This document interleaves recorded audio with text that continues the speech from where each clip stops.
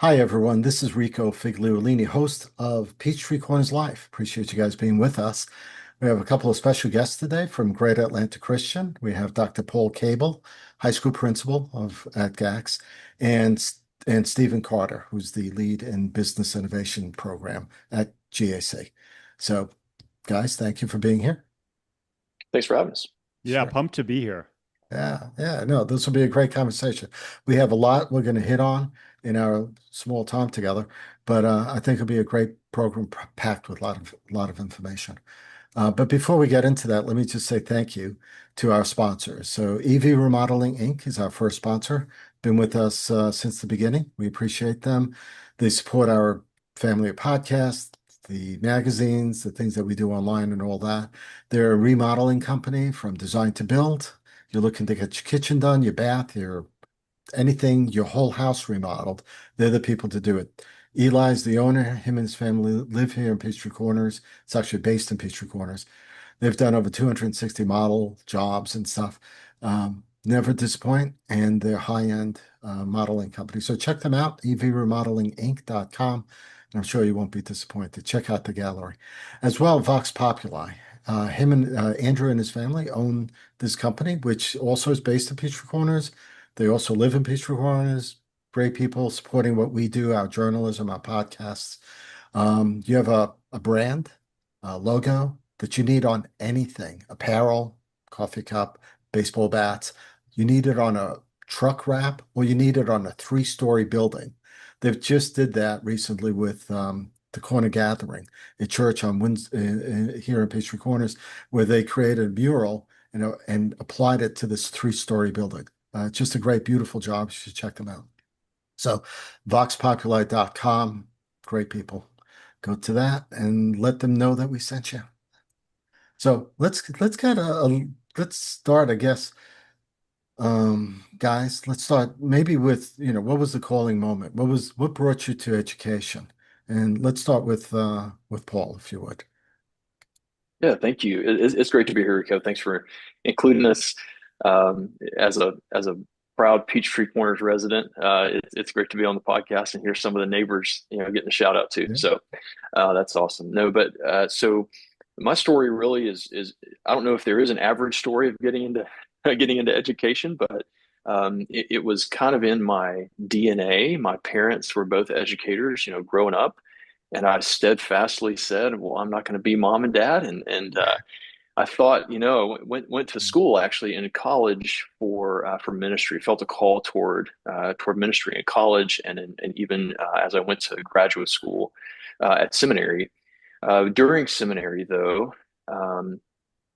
really felt, as I was getting into to doing a little bit of teaching on the side, I got, the Lord was calling me and telling and really through even just kind of the side jobs of tutoring and doing some of those things in seminary, the Lord really pressed on my heart that teaching is a ministry. Teaching is a way of impacting people for the gospel, impacting people and equipping them to be agents of good in God's world. And really, as I started to realize that more and more, um, just that little nudge of direction from maybe church ministry into actually teaching ministry kind of came to fruition through, PhD work and other things up north in Chicago.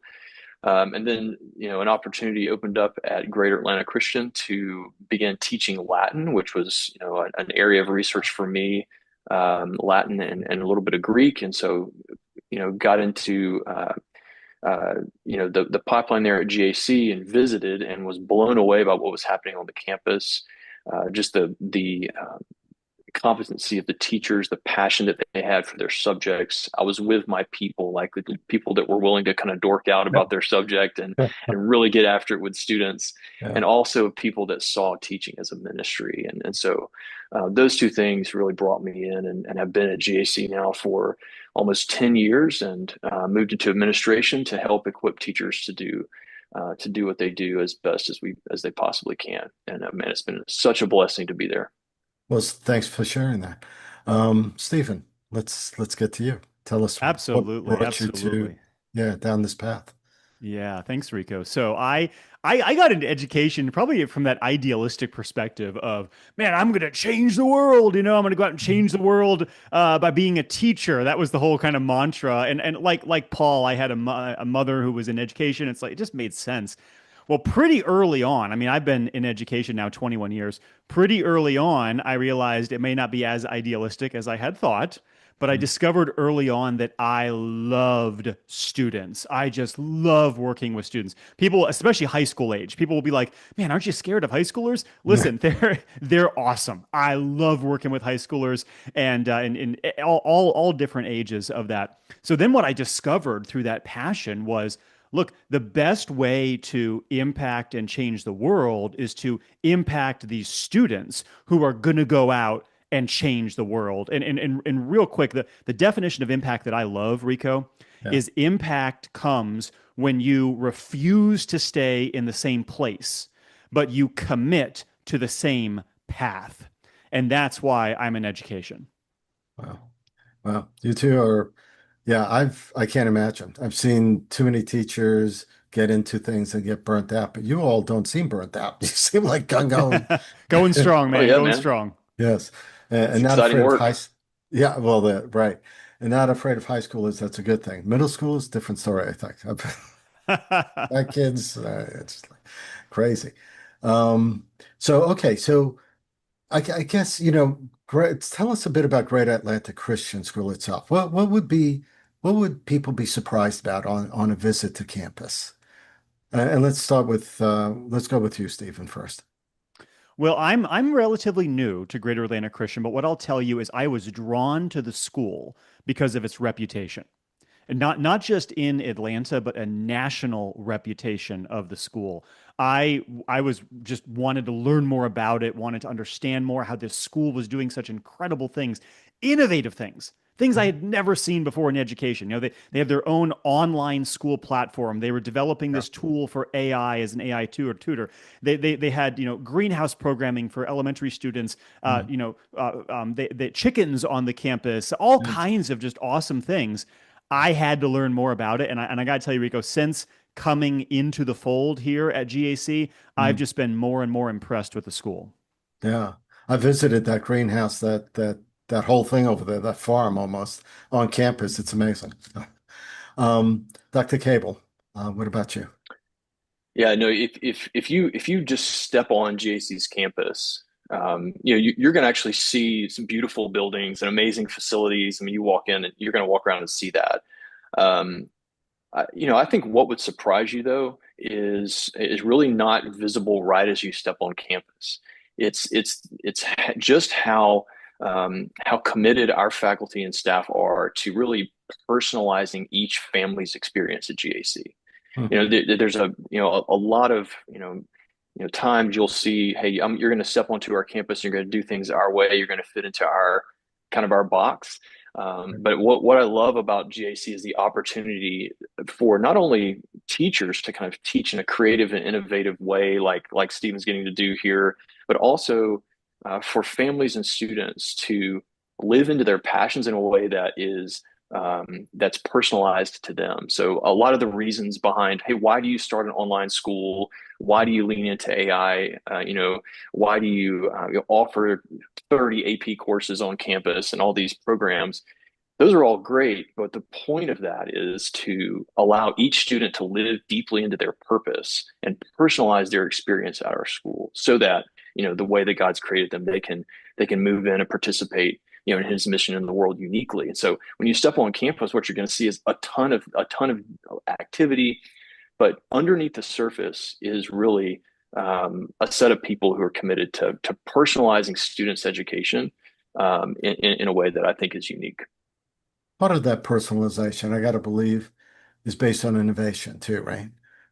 Business innovation, the business of education, but also the business in the world, right? These kids are going to end up going out in the world, whether they graduate and they go to college and on to masters maybe in other fields, or if they, leave college and do something else. I mean, there's different paths for different kids, whether it's education, technology, let's say, or it's sports.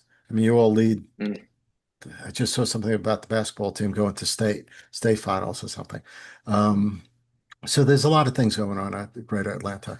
So how do you, when you look at innovation, you look at novelties, and you look at trends in education, how do you figure out, how do you filter that? How do you adopt what you think will work better in your environment, right? Because you're trying to make you're trying to specialize the educational experience for every student. So how do you do that? What's the how does that work? Give me an idea of how that goes, Stephen. Okay, we'll go with you. One of my favorite topics, Rico. So thank you for that question, and it's so pertinent right now to education. And my answer is going to be short and succinct to this point, and then I'll elaborate, which is Please. it needs to have a hands-on component. What we're seeing right now in education is just learning sticks. Learning is more innovative. It's more personalized to the student if they are actively involved and engaged. And Mhm. right now, one of the hot button topics in schools is how engaged are our students in their learning? How can we increase engagement? And the whole purpose behind this business innovation program at GAC, which, I mean, Rico, this is an incredible, it's absolutely incredible. It's blowing my mind where this is going. And it all hones in on this idea that we're going to give students a real world laboratory where Mhm. they can practice the skills that, whether they go into business or not, are going to set them up for success. I mean, read anything. I challenge as listeners to read anything right now in education Right. and try to find something that doesn't extol the benefit of problem solving, Hmm. effective communication, and collaboration. I mean, Malcolm Gladwell got up on stage 2 years ago at an Entree Leadership event and said, collaboration is the skill of the 21st century. Yes, for If we're sure. going to differentiate from AI, if we're going to set ourselves apart, we got to work together. And schools often do a good job of cooperation, but are they really teaching collaboration? Well, let me tell you, we are at GAC because we're sticking students into these laboratory environments. If you come on campus, you're going to see the Spartan Café. Okay. This is a student run cafe on the campus. It's beautiful, it's amazing. But if you look closer, you're going to see that that's a laboratory in the same way that your science classroom and your chemistry lab is a laboratory.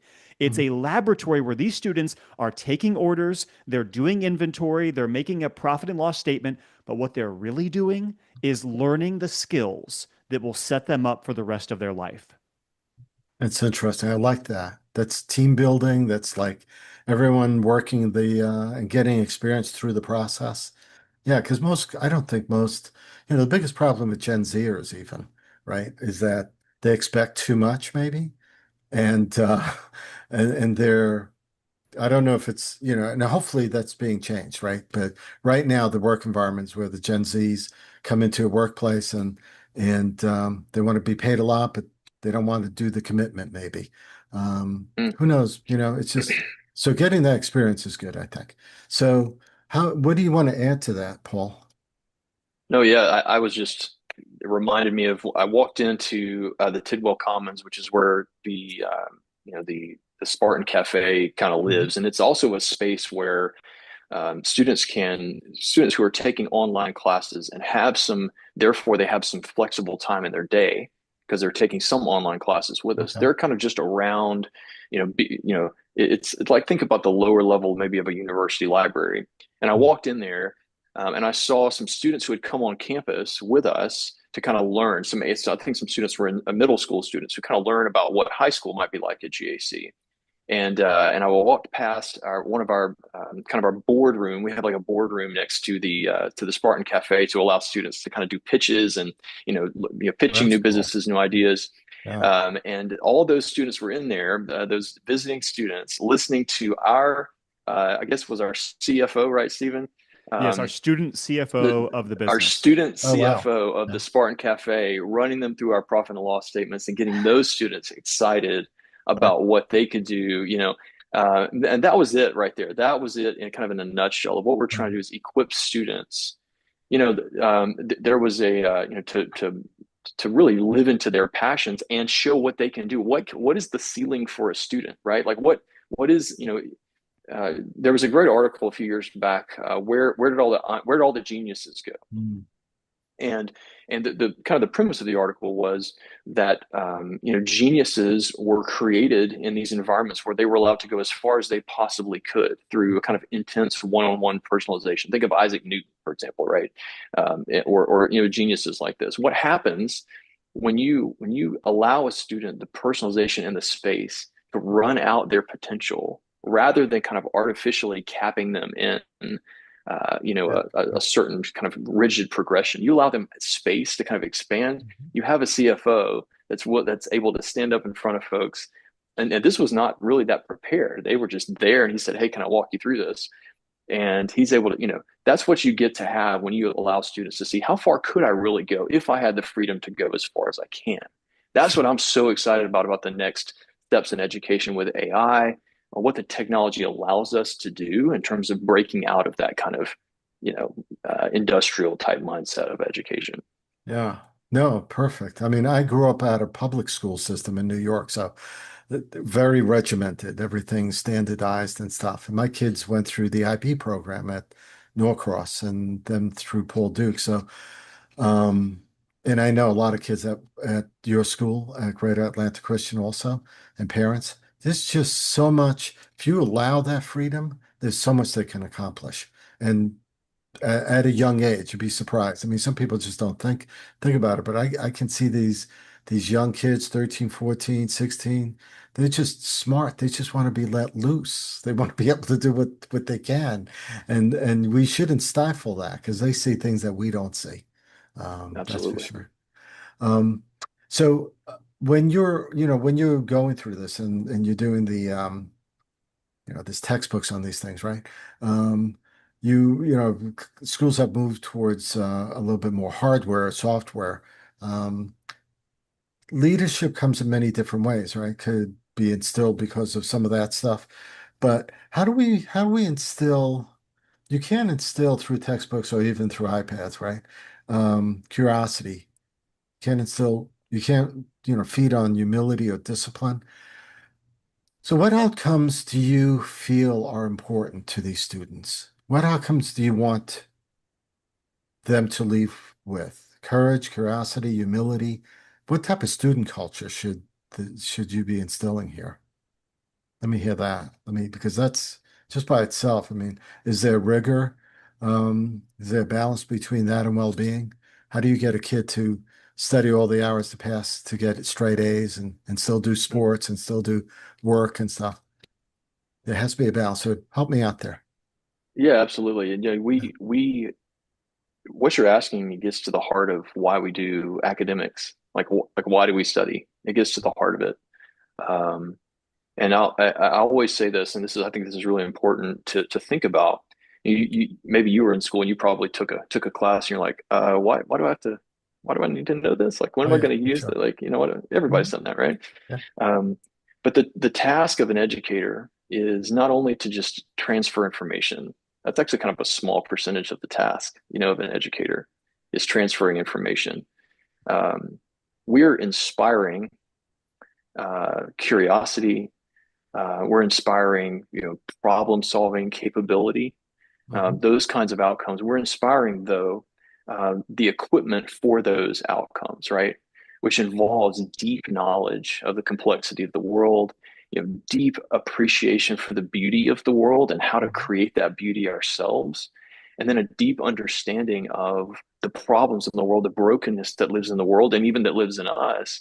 So that as we get out of high school and go to college, we're equipped to solve those problems from a position of an informed position, a passionate position, but also a position where our students are curious and wanting to solve those problems, and in fact see themselves as agents of change in the world, for its good and really for the glory of God. So that's why He's made us. He's made us because His world is complex, beautiful, and broken, and He's made us uniquely to participate in that. So we personalize so that students can do those things, and those outcomes you named them, right, are of curiosity and problem solving. Those are what we really want.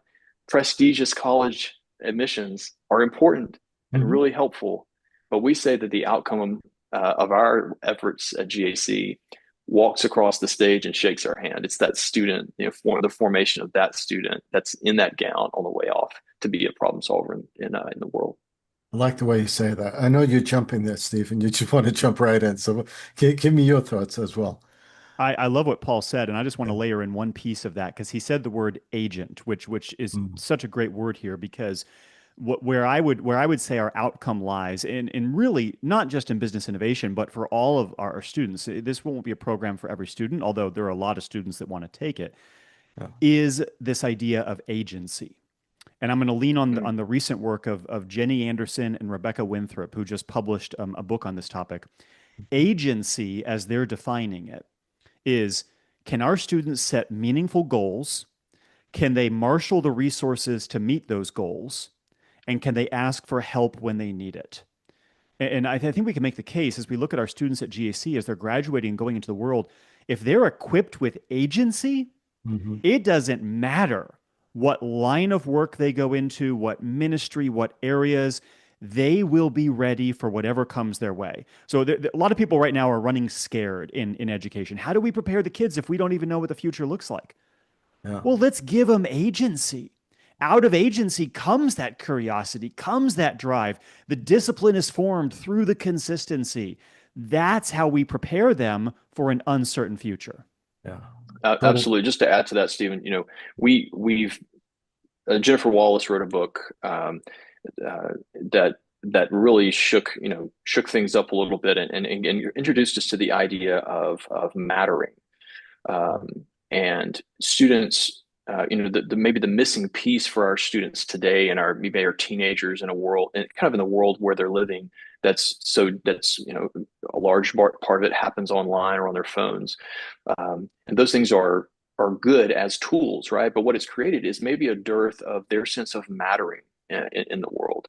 And what we're trying to do and what Stephen does and is thinking about there with agency is the idea of, man, leaning on students to understand that they are actually contributing. Like they can contribute, they do matter, their contributions are meaningful, and that's kind of the linchpin of thinking of student culture, thinking of mental health among our students, like knowing that they matter and the things they're doing in the world are important and they are needed.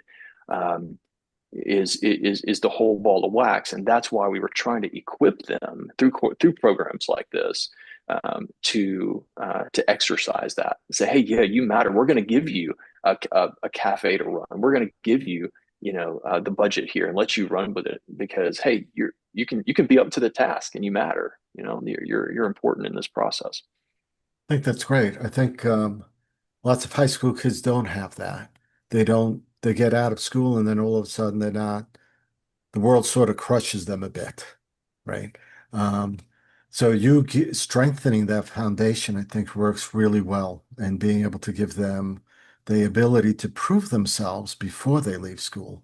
So this way, there's some self-esteem there, right? And an acknowledgement of what that strength is, because that's, I think, probably one of the biggest things, self-esteem with these kids when they come out of school, whether it's high school or college, even.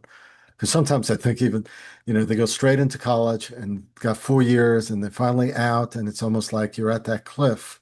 It's like, oh God, now I have to fly. It's just like, you're gonna push me off. Where am I gonna go? Mhm. But if they have that foundation and they've been strengthened that way by people like you, I mean, it's just all the better.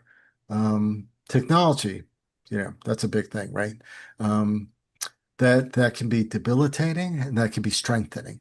That can be helping to add to someone's esteem or to take away from it. Especially when we don't know the future. And I'm not looking to see about you all telling me what the future could hold, because no one has a crystal ball, right? Uh, but you've been you talk to your peers. You've been to, I'm sure, seminars and other events that talk about the future. You all talking about it, the curriculum and stuff like that. So where are you going to be like in 2 or 3 years?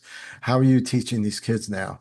I came across another kid that I spoke to recently, and a college kid, and they're like, "Oh yeah, I use AI for my papers." I'm like, "No, no, why are you doing that?" "Oh no, it's a minor." It's not even my major. My major, I'm really starting. It's the minor stuff that I'm using the AI on. So Hmm. where do you find that balance? The willingness to use technology, maybe in a wrong way, maybe in a good way. How do you do that? How does that work? Help me out here, guys. AI tools, they're powerful. There's other tools, Grammarly. There's other tools out there. So to walk me through this, what's the over the 50 mile up, 1 mile up picture on this in school? Yeah, Rico, this is the hot topic, right? And I think Mm. you can fall into two ditches for sure, right? You can fall into the ditch of um, well, we're just going to plug our ears and pretend that, especially in education, we're going to plug our ears and pretend that there's no that AI is not going to be out there. We're going to try to firewall it off. We're going to try to keep our students from ever using it, kind of try to ignore it for as long as possible. I think we know that that's kind of a fool's errand, right? We're not going to be able to sweep the tide out. But we're also, it's probably possible to fall into the ditch of, you know, AI is going to replace human connection. It's going to be, it's going to remove our need to, to learn and struggle with the real problems of the world, or it's going to solve all of our productivity struggles. Um, Yeah. what AI does, I think for us right now, is a couple of things. The first thing I think is it certainly offers us an opportunity to evaluate, thinking specifically about that paper with that student that's Yeah. writing that paper in his minor, right? We do as teachers then encourage our teachers to think, okay, what is AI now allowing us to rethink about how we assess? Right? What is that paper for in that Mm. minor? Well, that paper's to measure how that student can write and express themselves, but also how measure how they're thinking and how they're thinking about certain issues and how Right. they can research. And there may be ways in which we've leaned on certain kinds of assessments for a little too long, and it's time to reassess. Like, how do we assess student outcomes in those Yeah. ways? And AI is pushing us in some of those directions, maybe in kind of a good way. The other thing that it does, though, is that it can free us up in real ways as teachers, as administrators, to connect, in the human ways that only we can do as humans, right? It can free us up in some real ways in terms of the Mhm. productivity side to to if it's going to help me do some tasks that would take me less time, I can spend that time connecting with teachers and students. I can spend that time connecting with parents or dreaming about the future, but I have to be sure that I actually use that time for those things, right? Yeah. AI can also do is it can kind of expose, what are the things that I'm using my time on, and all those kinds of things. So Right. we encourage our teachers to incorporate AI into their instruction and help students understand what ethical and useful use of AI looks like. And just Mhm. like everything else, right? Technology is a tool that we get to use for the same reasons that we've always been in education, right? The whole reason that we're in education we talked about earlier does not change because AI is out there. AI is a tool that we use for that. And where we get wrong is if it becomes a tool that uses us. And Right. we got to make sure that it's a tool we use and we try to phrase it that way for our students. Yeah, use it as a tool and just let's make sure that you don't ever let it use you. And so we do put, certain boundaries in place for our students where necessary, and we need to do that, especially with phones, with kind of the addictiveness there. Right. But we want to be technology positive because we believe God's provided certain tools for us, Mhm. and we need to avail ourselves of those, as much as we possibly can, toward our mission. Sure. Sure. That makes sense because I mean, these kids are moving into a world eventually where AI is part of every job at some point, I think. And there's nothing wrong in using it. It's like when we used to, for me, for example, we go to the library and pick out a book. Well, now you can just get a book on, Google or wherever you want to pull it from, Audible or whatever. You can listen to it instead. Um, yeah, so I agree with you. There's that fine line. What do you use it? Do you use it as cliff notes to a book? Yeah, so it's stuff like that. But do you have Stephen, your opinion on it as well, as far as innovation and such? the world that I'm in when it comes to education is about Yeah. preparing students for the world ahead. We call it business innovation. It's really just innovation, which is, you might go into business, you might not, but if you think this way, you're Hmm. prepared for whatever is to come. And what I'll just say to piggyback off of Paul, the reason that I'm at Greater Atlanta Christian School is because I believe wholeheartedly in the approach they are taking toward these technology and AI uses. Because Paul's exactly right. So many schools right now are running and hiding or using the complete Yes. ban approach. We're not going to let you have any of it. Well, Right. that's the wrong approach. We need to teach students how to use these tools, not to run and hide from these tools. So I'm at this school because I believe in the ideology that they're bringing to this, which is we're going to equip our students, we're going to train them. Of course, we're going to have guardrails. Right. We want them to learn how to use this. But my goodness, the future of this, when you think about business innovation, I mean, we're talking Oh, about scalability we've never seen before. And these students are the ones who will be impacted by that. yeah. No, for sure. I mean, we could talk about AI all day long. There's so many things coming out. 20 things every week, new Claudes, new ChatGPT versions, models, and it's just keep going and keep going. So it's adaptation to it, right? So I'm glad that to see the school is adapting rather than putting blindfolds on, right? Because these kids are going to be using it regardless. It is on an app. You can even talk to it. I mean, on your phone. I mean, it's just the expanse of what you could do with this in innovation is you can write a whole business plan and tweak it, of course. Anyone that just pulls it off ChatGPT and uses it the way it comes off, just like that's crazy. Um, but yeah, so I'm glad that you all are doing that. The wisdom and discernment, right? What to use and when to use it. That's right. So why don't we've hit on a few things, but I'm sure there's things I'm missing here. So Paul, why don't you give me what you think I'm missing right now and that you'd like to talk about first? No, this has been a fascinating conversation, and it's hitting some really. What's exciting about it is, people are talking about, I think, the right things right now in education. Is it's all about, right, using what's available to us as educators to make sure that each student gets what each student needs. Right. We have a value at GAC, fueling each student's purpose. And Mm, I love that. That's in front of us all the time. And at GAC, what we're trying to do is, um, let's question the constraints that we've had before around that, right? How can we, be obsessed? We have another value at GAC, obsessed with finding a better way. So how are mm, we constantly kind of questioning those constraints that hold us into kind of maybe an assembly line style, school mm. experience for our students, right? And what I love about being here and being a part of GAC's mission, and specifically even, you know it's a great instance in our business innovation program, is that, we're in a place where a lot of crazy ideas get tried, Yeah.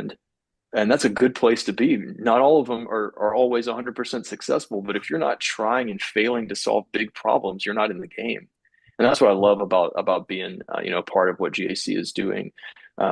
We are, and we started with the idea of ministry, and this is a missional, ministerial thing for us. This is not just, chasing the dollar. It's not just chasing prestige.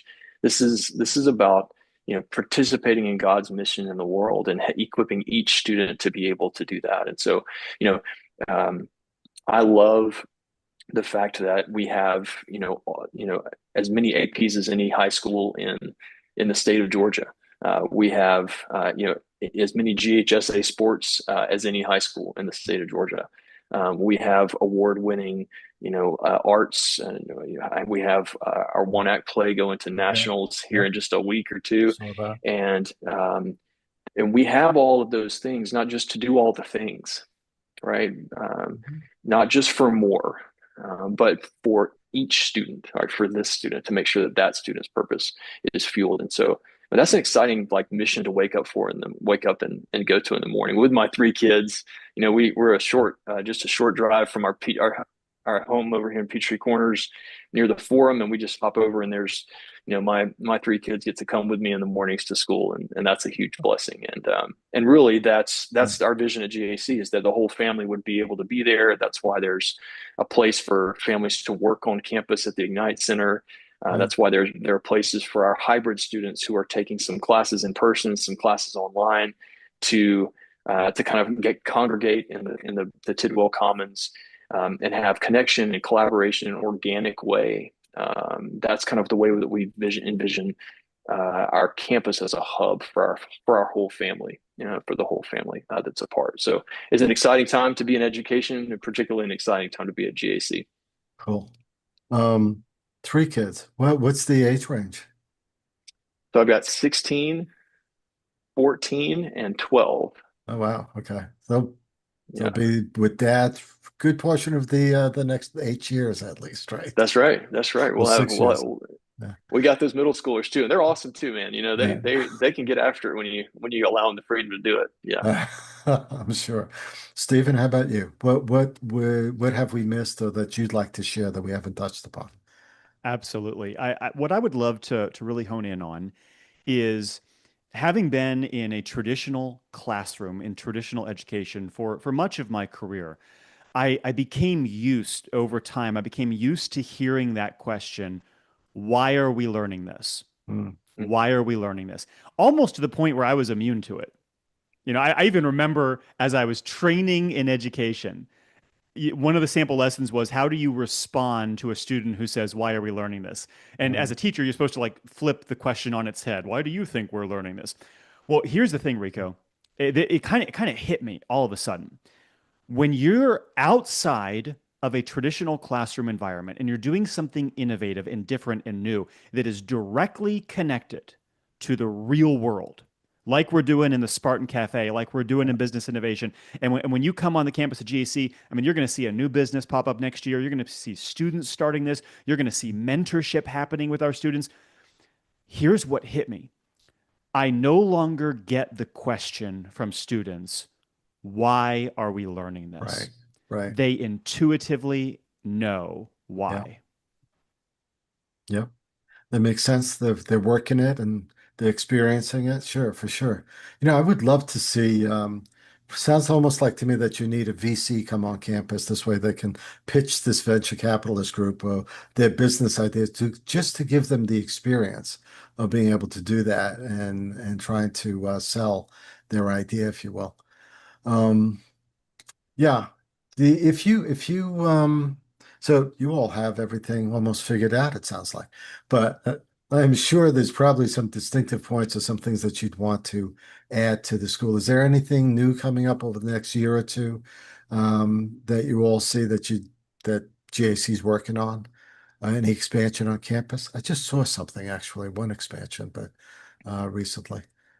Well, I'd love to get Stephen to tell you a little bit about what's upcoming. As we expand our business innovation program, there's some fascinating things that are coming up next year. We did Okay. just complete, celebrate the end of a capital campaign that's really moved our campus really into that, more fully into that vision of a campus for the whole family, a school for the whole family. Mhm. Whether it's really part of that Spartan Cafe, which is really launched just last year as part of that campaign, and innovative new classrooms in our elementary school. And so we're moving into, also, a second phase of that, where we have an upcoming Olympic pool outdoors for our Spartan Aquatics program, some indoor tennis facilities, expansions for our tennis programs, and some other great new state of the art field houses for our spring sports programs. And the point of those things, and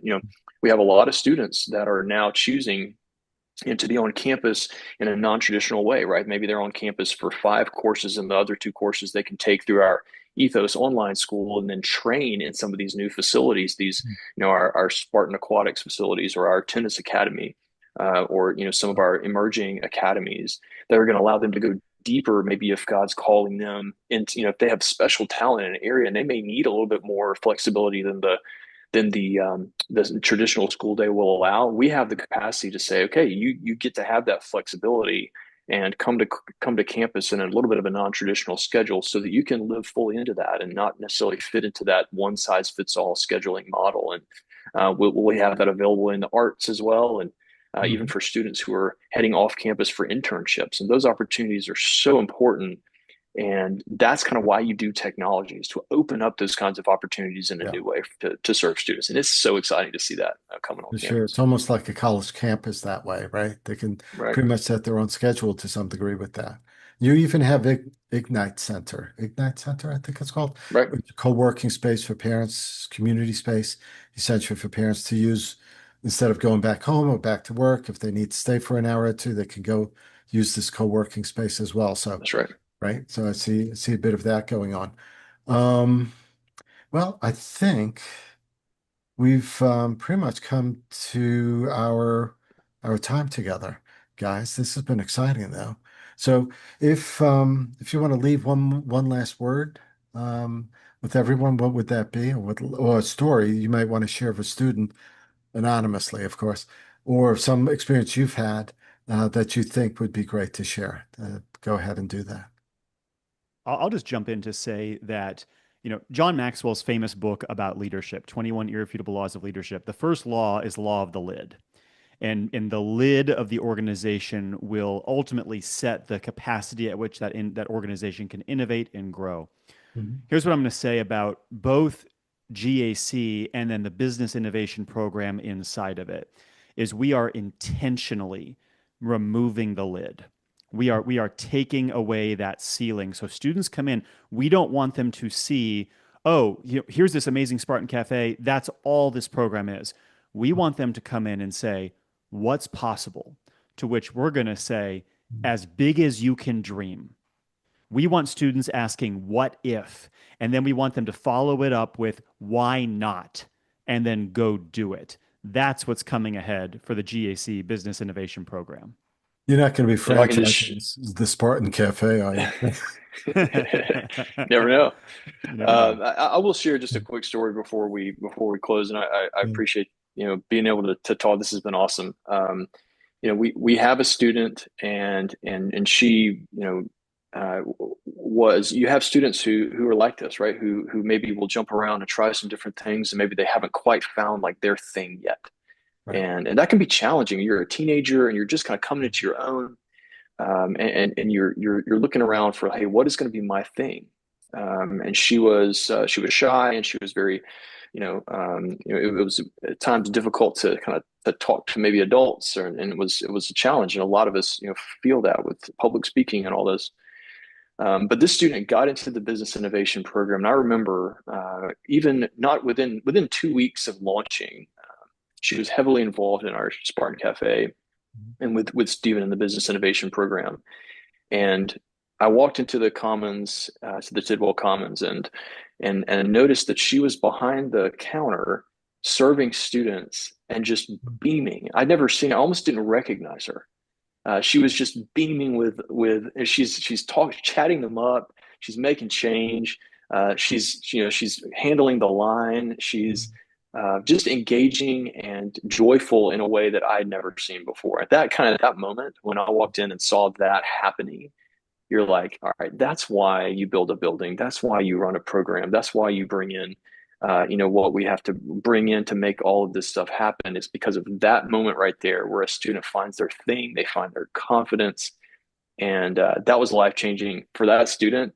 It was life changing for me to see that and just to get to experience that. What a pleasure and a privilege to be able to be a part of those moments for our kids.